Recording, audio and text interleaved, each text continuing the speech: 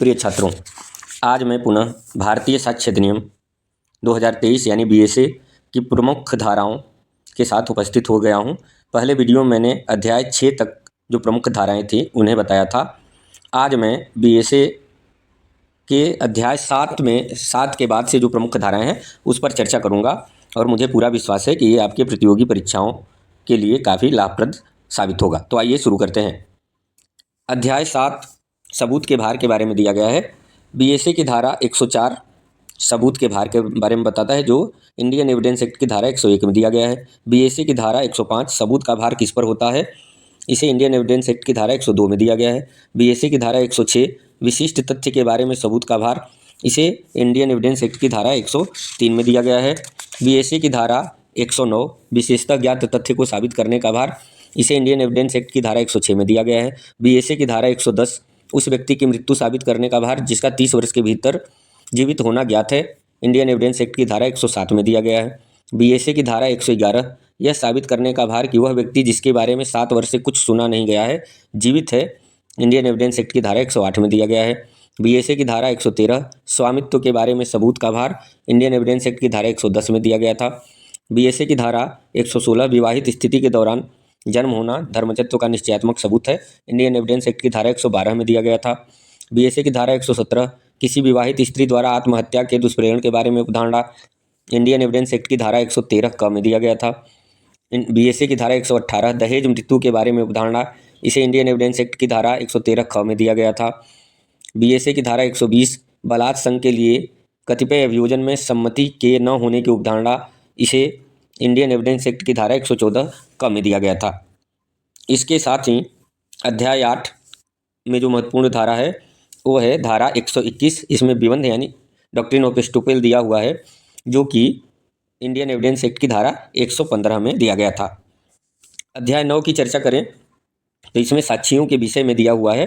तो इसकी जो प्रमुख धाराएं हैं, धारा 124 कौन साक्ष्य दे सकेगा, इंडियन एविडेंस एक्ट की धारा 118 में दिया गया है। बीएसए की धारा 125 साक्षी का मौखिक रूप से संसूचित करने में असमर्थ होना, धारा 119 इंडियन एविडेंस एक्ट में दिया गया था। बीएसए की धारा 128 विवाहित स्थिति के दौरान में की गई संसूचना, इंडियन एविडेंस एक्ट की धारा 122 में दिया गया था। बीएसए की धारा 129 राज्य के कार्यकलापों के बारे में साक्ष्य, इंडियन एविडेंस एक्ट की धारा 123 में दिया गया था।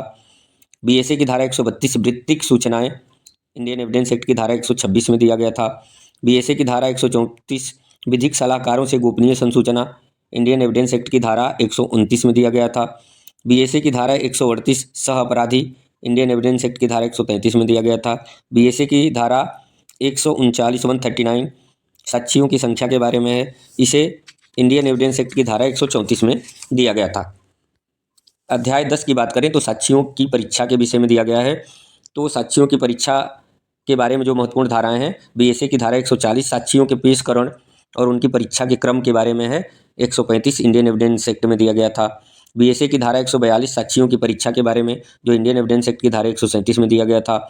बीएसए की धारा 143 परीक्षाओं के क्रम के बारे में है, जो इंडियन एविडेंस एक्ट की धारा 138 में दिया गया था।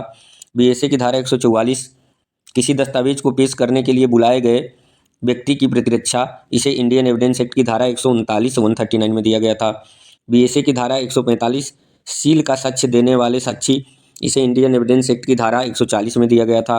बीएसए की धारा 146 सूचक प्रश्न, इसे इंडियन एविडेंस एक्ट की धारा 141 में दिया गया था। बीएसए की धारा 150 साक्षी को उत्तर देने के लिए कब विवश किया जाएगा, इंडियन एविडेंस एक्ट की धारा 147 में दिया गया था। बीएसए की धारा 152 युक्तियुक्त आधारों के बिना प्रश्न पूछा जाएगा, इसे इंडियन एविडेंस एक्ट की धारा 149 में दिया गया था।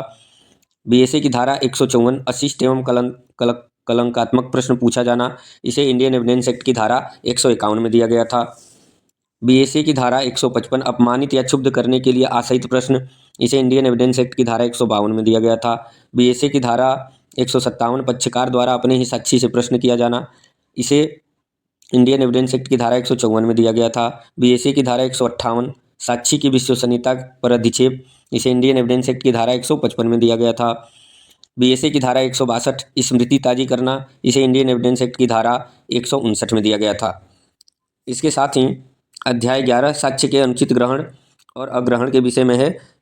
इसमें एक ही धारा है, धारा 169 169 साक्ष्य के अनुचित ग्रहण या अग्रहण के लिए नवीन विचारण नहीं होना। इसे इंडियन एविडेंस एक्ट की धारा 167 में 167 में दिया गया था।